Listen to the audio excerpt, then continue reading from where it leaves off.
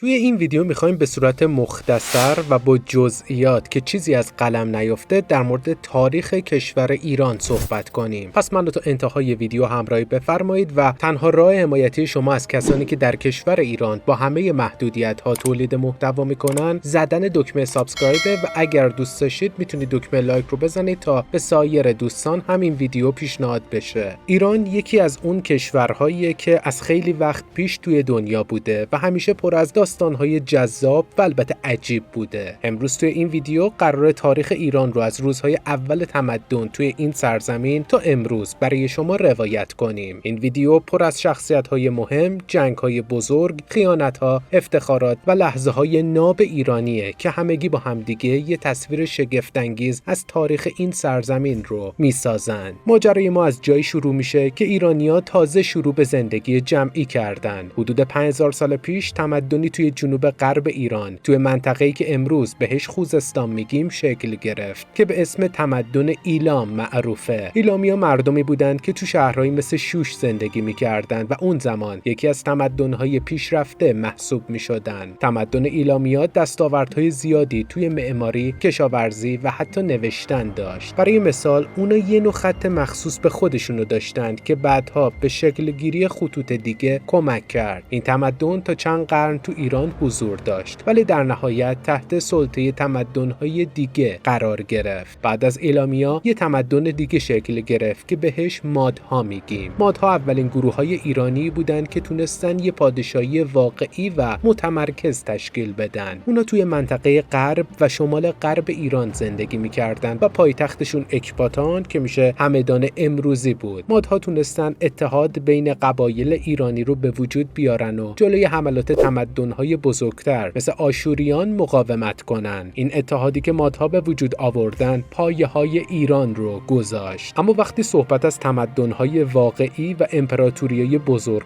نمیشه از هخامنشیان حرفی نزد. این سلسله با کوروش بزرگ به شروع شد، کسی که یکی از باهوشترین و عادلترین فرمانروایان تاریخ بود. کوروش تونست امپراتوری بزرگی بسازه که شامل ایران، بابل، آسیای کوچیک و حتی بخشایی از آسیای مرکزی میشد. داستان کوروش زمانی به اوج خودش میرسه که به بابل حمله میکنه و اونو بدون خونریزی فتح میکنه. کوروش بعد از فتح بابل به مردم بابل آزادی دینی میده و برده ها رو آزاد میکنه. منشور معروف کوروش که به منشور حقوق بشر معروفه تو همین دوره نوشته شده و به دنیا نشون میده که یه پادشاه چطور میتونه هم فاتح باشه هم انسان دوست. بعد از کوروش داریوش بزرگ اومد که امپراتوری رو سازماندهی کرد. داریوش سیستم‌های اداری و مالیاتی منظم ایجاد کرد و شاهراه‌ها و جاده‌ها رو گسترش داد. داریوش علاوه بر ساخت شهرهای بزرگ، پروژه‌های عظیم معماری مثل کاخهای شوش و تخت جمشید رو هم به اجرا گذاشت. تخت جمشید یه شاهکار معماری بود که برای جشن‌ها و مراسمات بزرگ استفاده می‌شد و نشون دهنده عظمت و قدرت هخامنشیان بود. اما با همه این پیشرفت‌ها هخامنشی‌ها با چالشی به نام یونان مواجه شدند. یونانی‌ها با هخامنشی‌ها جنگ‌های متعددی داشتند، مثل جنگ‌های ماراتون و ترماپیل. با این حال امپراتوری هخامنشی تا زمان حمله اسکندر مقدونی همچنان قدرتش رو حفظ کرد. وقتی اسکندر مقدونی به ایران حمله کرد، اوضاع امپراتوری هخامنشی رو به ضعف بود. اسکندر که یه فرمانده جوان و جاه طلب از مقدونیه که میشه یونان امروزی بود، با یه ارتش قوی به سمت ایران حمله کرد و داریوش سوم آخرین پادشاه هخامنشی رو شکست داد. اسکندر تونست توی چند نبرد بزرگ از جمله نبرد ایسوس هخامنشی‌ها رو شکست بده و به ایران برسه. بعد از مرگ اسکندر امپراتوری عظیمش به دست ژنرال‌هاش تقسیم شد و بخش ایران تحت کنترل یکی از فرمانده‌های اسکندر قرار گرفت و به این ترتیب سلوکیان شکل گرفتند. سلوکیان تلاش کردند فرهنگ و زبان یونانی رو تو ایران گسترش بدن و ساختارهای یونانی رو وارد فرهنگ ایران بکنن. اما ایرانی‌ها از حاکمیت بیگانگان خوششون نمی اومد و تلاش می‌کردند که استقلال خودشون رو دوباره به دست بیارن. بعد از مدتی یه سلسله جدید به نام اشکانیان ظهور کرد که تونستن سلوکیان رو از ایران بیرون بکنن و حکومت مستقل ایرانی رو دوباره برقرار بکنن. اشکانیان که به جنگ و تیراندازی با اسب معروف بودند، جلوی یکی از بزرگترین قدرت‌های اون زمان یعنی امپراتوری روم ایستادن. رومیا بارها و بارها تلاش کردند شدن ایران رو تصرف بکنن، اما اشکانیان با شجاعت تمام از مرزهای ایران دفاع کردند. یه نمونه معروف از نبردهای اشکانیان با رومیا نبرد هران بود. تو این نبرد کراسوس، یکی از ژنرال‌های بزرگ روم، توسط اشکانیان شکست خورد و کشته شد. اشکانیان سیستم حکومتی خاص خودشون رو داشتن و هر منطقه از امپراتوری به صورت نیمه مستقل اداره میشد. این سیستم باعث شد که اشکانیان بتونن حکومتشون رو چند قرن ادامه بدن و جلوی رومیا مقاومت کنن. بعد از اشکانیان، ساسانیان به قدرت رسیدند و دوره‌ای طلایی در تاریخ ایران شروع شد. این سلسله توسط اردشیر بابکان بنیان گذاری شد و تونست اشکانیان رو شکست بده. ساسانیان به دین زرتشتی رسمیت دادند و این دین به عنوان دین رسمی کشور اعلام شد. این دوره از نظر هنر، علم و فرهنگ یکی از بهترین دوران‌های ایران بود. شاهان بزرگی مثل شاپور اول و خسرو انوشیروان توی این دوران بودن. شاپور اول تونست رومیا رو شکست بده و حتی امپراتور روم رو به اسارت بگیره. از طرف دیگه خسرو انوشیروان به گسترش فلسفه و علم علاقه زیادی داشت و دانشمندهای زیادی رو دور خودش جمع کرد. ساسانیان همچنین پروژه‌های معماری بزرگی رو به اجرا گذاشتن، از جمله ساخت شهرهای بزرگ و معابد زرتشتی. با این حال ساسانیان هم مثل هخامنشی‌ها با قدرت‌های خارجی مثل بیزانس درگیر شدند و جنگ‌های طولانی با اونا داشتن که به ضعیف شدن امپراتوری کمک کرد. در نهایت ضعف داخلی و خارجی باعث شد که ساسانیان نتونن جلوی حمله اعراب مسلمان رو بگیرن. یزدگرد سوم، آخرین شاهنشاه ساسانی، توی چندین نبرد با اعراب شکست خورد و این سرآغاز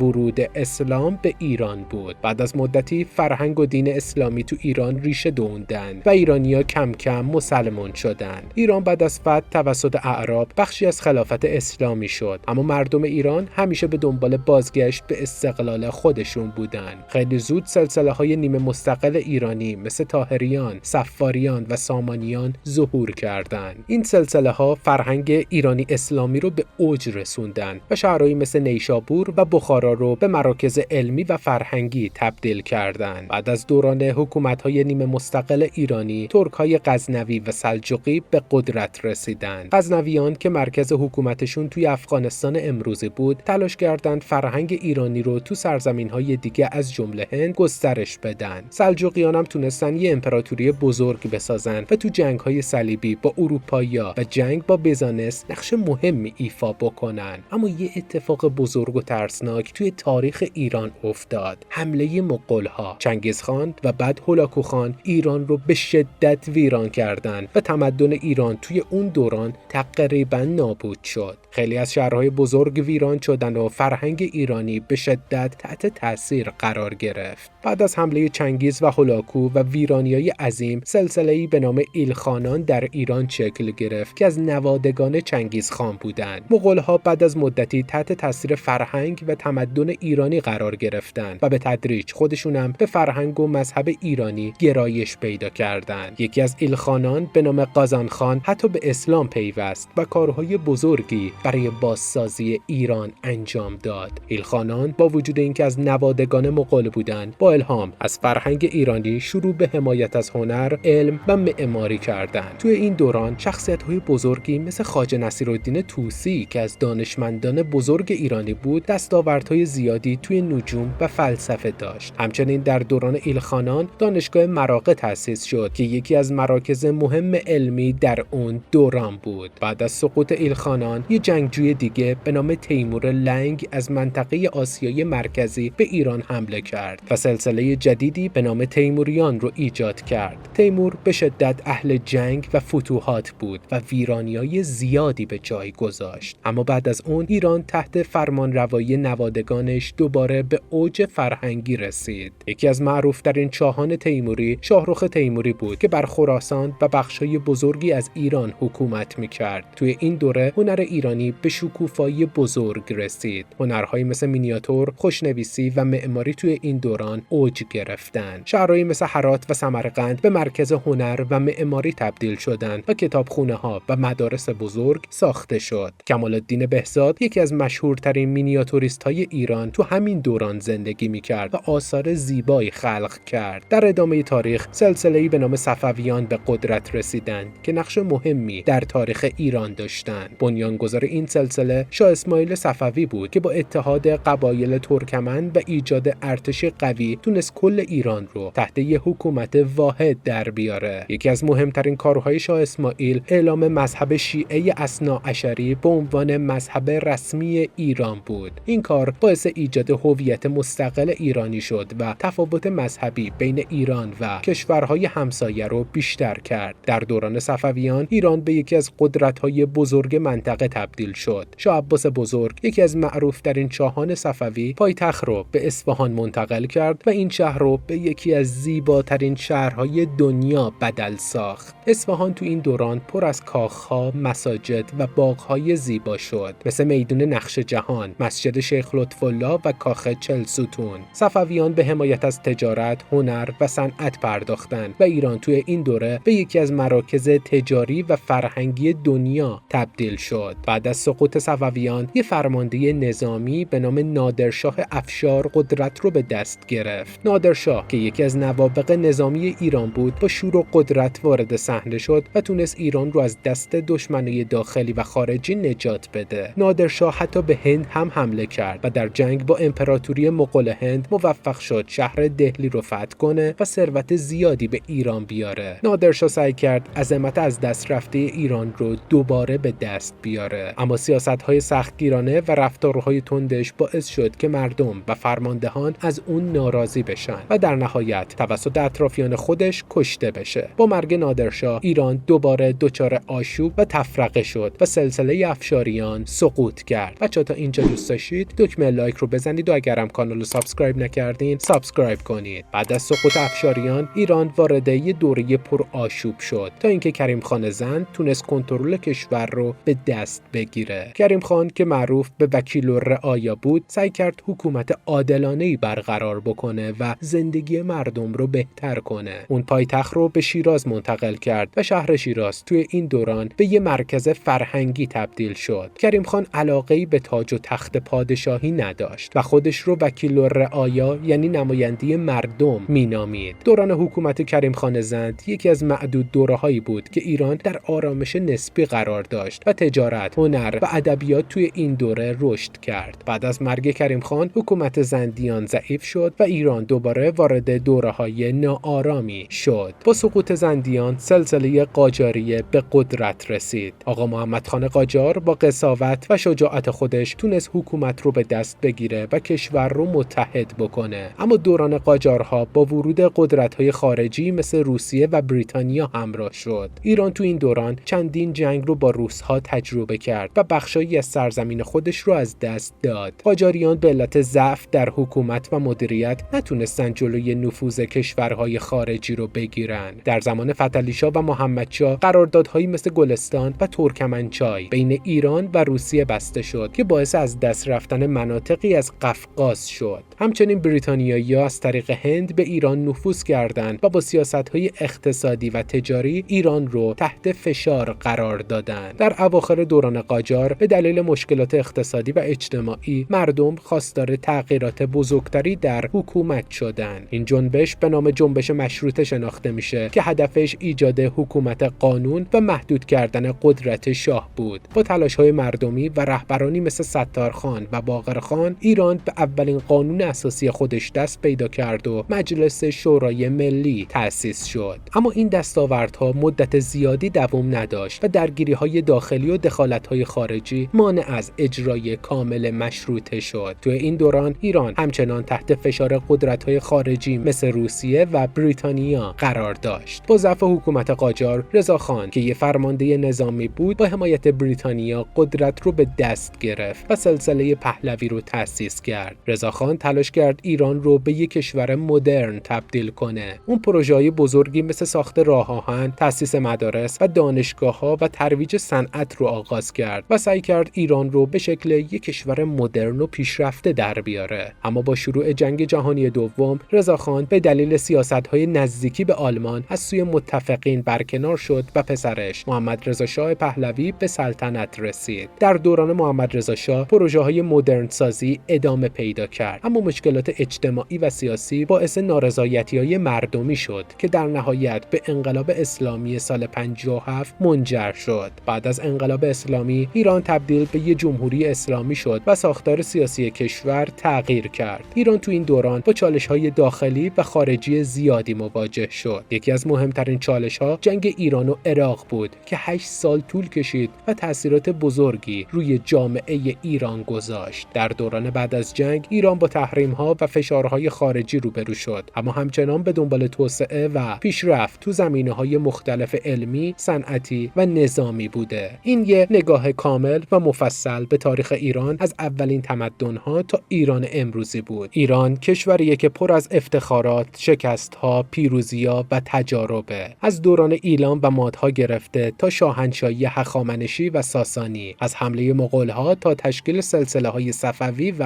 قاجار و از انقلاب مشروطه تا انقلاب اسلامی. هر دوره از تاریخ ایران پر از درس‌ها و عبرت‌هاست. هر کدوم از این دوره‌ها با وجود تفاوت‌های زیاد یه وجه مشترک داشتن: عزم و پایداری مردم ایران. با وجود حملات، ویرانی‌ها و فشارهای خارجی، فرهنگ و هویت ایرانی همواره زنده مونده و حتی در دوران‌های بسیار سختم راهی برای بقا و بازسازی پیدا کرده. نکته مهم دیگه اینه که تاریخ ایران فقط جنگ و قدرت نیست. در طول این هزاران سال ایران یکی از مهدهای بزرگ علم، فلسفه، هنر و ادبیات هم بوده. شاعران بزرگ، فیلسوفان، دانشمندان و هنرمندانی مثل فردوسی، حافظ، خیام، ابن سینا و کمال الدین بهزاد بخش مهمی از میراث فرهنگی و علمی ایران رو ساختن که امروز در سطح جهانی بهشون افتخار میکنیم. این نشون میده که ایرانی‌ها همیشه به دنبال یادگیری، خلاقیت و سازندگی بودن، حتی در دوران‌هایی که همه چیز علیه اونا بوده. در پایان باید بگم که تاریخ ایران مثل یک کتاب عظیمه که هر صفحه‌اش پر از داستان‌ها و تجربیاته. هر کدوم از این دوران‌ها بخشی از هویت و فرهنگ امروز ما رو ساخته و به ما یاد داده که برای حفظ هویت و سرزمین خودمون باید سختی‌ها رو تحمل کنیم و همیشه به دنبال بهبود و پیشرفت باشیم. تو هر کجای تاریخ که نگاه کنیم چیزی است که میتونیم ازش یاد بگیریم، چه درسایی از شجاعت و همبستگی مردم، چه از اشتباهات پادشاهان یا رهبران. این خلاصه از تاریخ پرفراز و نشیب ایران بود و امیدوارم که از این سفر کوتاه و جذاب در دل تاریخ ایران لذت برده باشید. اگه از این ویدیو خوشتون اومد و علاقه دارید بیشتر درباره دوره‌های خاصی از تاریخ ایران بدونید، حتما توی کامنت ها بگید تا در ویدیوی بعدی بیشتر بهش بپردازیم. به امید اینکه این روایت مخاطب رو به درک عمیق‌تر و علاقه به تاریخ ایران برسونه و باعث بشه این ویدیو در یوتیوب بیشتر دیده بشه و بازخورد مثبت بگیره.